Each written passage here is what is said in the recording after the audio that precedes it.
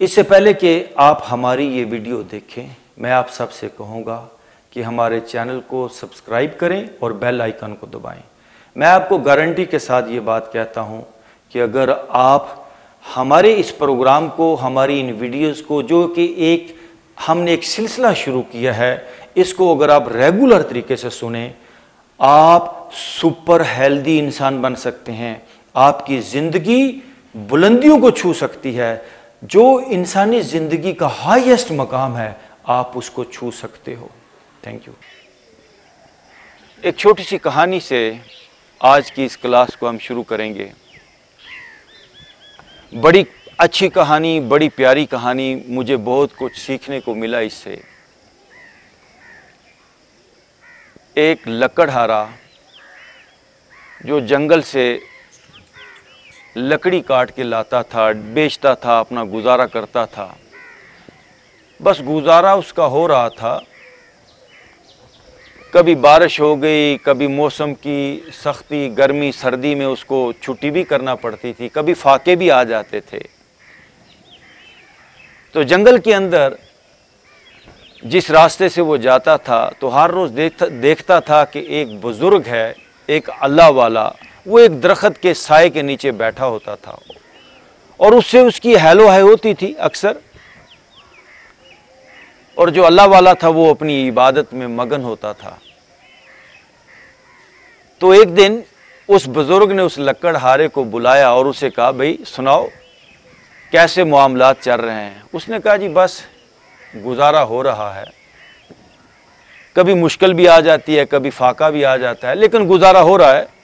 तो बुजुर्ग ने उसे कहा कि तू जहाँ पर, जिस जगह पे लकड़ी काटने के लिए जाता है, आज थोड़ा उससे आगे जाना। आगे वो जो खुशबूदार लकड़ी होती है, चंदन की लकड़ी, उसका जंगल है। तुम्हें पता नहीं, मैं तुम्हें बता रहा हूँ, थोड़ा आगे जाना और वो लकड़ी काटना, तुझे ज़्यादा पैसे मिल जाएंगे, उसे बेचना। उसने कहा अच्छा। उसे यकीन ना आया, क्योंकि उस बुज़ुर्ग को वो वहीं पर बैठे देखता था और ख़ुद वो लकड़हारा था और ख़ुद जंगल घूमता था। खैर, उसने कहा चलो इस बुज़ुर्ग की बात को देखते हैं। वो थोड़ा आगे गया तो वाकई आगे उसको चंदन की लकड़ी का, वो खुशबूदार लकड़ी का जंगल मिला। तो उसने वो लकड़ी काटी और बाज़ार में ला के बेची। तो पहले से उसको कई गुना ज़्यादा पैसा मिला। तो अब तो 2-3 दिन वो जंगल में आया ही नहीं, पैसे मिल गए। तो जब 2-3 दिन के बाद वापस आया तो उस बुज़ुर्ग ने फिर पूछा, हाँ भाई सुनाओ। उसने कहा, जी पहले से अच्छा है, लेकिन फिर भी अभी सेटिस्फेक्शन तो नहीं है। तो बुज़ुर्ग ने कहा, अच्छा ऐसा करना, थोड़ा आगे जाना, आगे एक पहाड़ है, वहाँ पे एक चांदी की कान है। उसने कहा अच्छा ऐसा भी है। वो आगे गया तो उसको चांदी की कान भी मिली। अब तो बुजुर्ग को भूला, वो वापसी पे मिला भी। वो चांदी निकाली, बाज़ार में ला के बेचना शुरू किया। तो कभी हफ्ता दिन जंगल में नहीं आता था, कभी 10 दिन ना आए, कभी महीना ना आए। तो फिर एक दिन, क्योंकि ज़िंदगी की कोई भी चीज़ आपको मुतमईन नहीं करती, दुनिया की हर चीज़ ख़त्म हो ही जाती है। तो फिर वापस जंगल में आया तो बुज़ुर्ग ने पूछा, सुना भी कैसा चल रहा है। उसने कहा, जी बस चल रहा है, बस आपके सामने फिर वापस आ गया हूँ लेने के लिए। तो बुज़ुर्ग ने कहा, थोड़ा उससे आगे जाना, जहाँ पे तुम्हें चांदी मिली है उससे आगे थोड़ा जाना, आगे एक और पहाड़ है, वहाँ पे सोने की कान है। उसने कहा अच्छा। वो आगे गया तो सोना भी मिल गया। अब तो मज़े, सोना निकाल रहा है और बाज़ार ला के बेचा तो काफ़ी पैसे आए। अब तो 6 माह उधर आए ही नहीं जंगल के अंदर। तो 6 माह के अंदर फिर वापस आया तो बुज़ुर्ग से कहा, बुज़ुर्ग ने उससे पूछा, सुना कैसा जा रहा है। उसने कहा, जी बस जा तो रहा है, लेकिन जो सोना लेकर गया था, घर के अखराजात इतने, घर बड़ा बन गया, फलां हो गया, इधर उसको दे दिए, इसको दे दिए, लेकिन फिर भी अभी इत्मीनान तो नहीं है। तो बुज़ुर्ग ने कहा थोड़ा आगे जाना, आगे हीरों की एक कान है। उसने कहा अच्छा। वो आगे गया तो हीरे भी मिल गए। अब तो साल पूरा वो वापस जंगल में आया ही नहीं, हीरे बेचे और घर बनाया, लेकिन दुनिया की कोई चीज़ फिर भी ख़त्म हो ही जाती है। जब हीरे ख़त्म हो गए तो वापस जंगल में फिर। तो बुज़ुर्ग ने उसे कहा, अरे पागल, तुझे अभी तक बात समझ में नहीं आई।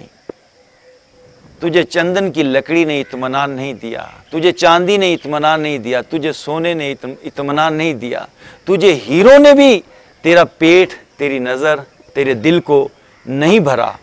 तो तुझे समझ नहीं आ रही कि कोई ऐसी चीज़ तलाश करके जिससे तुझे सेटिस्फेक्शन मिल जाए। तो उसने कहा, उस लकड़हारे ने, कि हीरो से आगे क्या है। तो उस बुजुर्ग ने पता क्या कहा, उसने कहा हीरो के आगे मैं बैठा हुआ हूं इधर, मुझे हीरो का पता है, मुझे चांदी का पता है, मुझे सोने का पता है, लेकिन मैं उधर नहीं भाग रहा। मेरे पास सुकून है, मेरे पास इत्मीनान है, मेरे पास एक खुशी है। तो तू उस खुशी की तरफ आ। ये कहानी आपको क्यों सुनाई, मुझे इकबाल का एक शेर याद आता है कि तू ही नादां चंद कलियों पर कनात कर गया, वरना गुलशन में इलाजे तंगी दामा भी था। इंसान छोटी छोटी चीजों के ऊपर लाइफ को स्टक कर लेता है। कनात न कर आलमे रंगो बू पर, यह रंगो बू की दुनिया, इससे आगे भी आपके इसी वजूद के अंदर एक और भी तजर्बा है। तेरे सामने आसमां और भी हैं। आपके इस वजूद के अंदर जितनी सेहत और तंदुरुस्ती को आप जानते हो, यकीन जानिए आप 1% भी अभी उस चीज को एक्सप्लोर नहीं कर पाए। यानी ये वजूद आप ऐसे ही समझें जिस तरह एक बर्फ का, इंसान की शख्सियत कैसे है मैं ये समझाना चाहूंगा। एक बर्फ का वो आइसबर्ग होता है ना समंदर के अंदर, वो 9 हिस्से नीचे पानी के अंदर होता है, सिर्फ एक हिस्सा वो ऊपर बाहर होता है। ऐसे ही हम बहुत ज्यादा अभी छुपे हुए हैं, ढके हुए हैं, जिसको एक्सप्लोर करने की जरूरत है। ये जो एक्सरसाइजेस हैं यहां पर, जो यहां पे वर्कआउट आपको बताया जाता है, आपकी अपनी अंदरूनी सलाहियतें वो जागती हैं। ये जो सेहत और तंदुरुस्ती के लिए पूरी दुनिया के अंदर ये जो भाग दौड़ हॉस्पिटलों के नाम के ऊपर, मेडिसिन के नाम के ऊपर चल रही है, ये बचगाना बात है। आप इस वर्कआउट को कीजिए, सेहत और तंदुरुस्ती के मसाइल तो हल होंगे ही, आपको लाइफ का एक और मजा भी मिलेगा। वो मजा जिसके बारे में इकबाल कहता है ना कि दो आलम से करती है बेगाना दिल को, अजब चीज है लज्जत आशनाई, वो सोने से, वो चांदी से, वो हीरों से आपका दिल बेनियाज हो सकता है। अजब चीज है लज्जत आशनाई। प्रॉपर वर्कआउट करें, इस वजूद के अंदर आपके अंदर वो सलाहियत छुपी हुई है, वो लज्जत छुपी हुई है। लेकिन तनाव, स्ट्रेस, ये कानों से आई हुई आवाजें, ये आंखों से देखे हुए मनाजर, ये ज़बान से चखे हुए टेस्ट, ये सारी जो आपके हवासे खम्स है, इससे ये जो सारे दरवाजे खुले हैं, इससे वो चीज़ें आती हैं, मामलात आते हैं, सेंसेशंस आती हैं, और आप दबते चले जाते हो। यहाँ पर वो जो प्रेशर्स आपके ऊपर आए हुए हैं, वो जो हिजाब, वो जो तनाव, उसको रिलीज करने का, उसको डिसॉल्व करने का आपको फन सिखाया जाता है।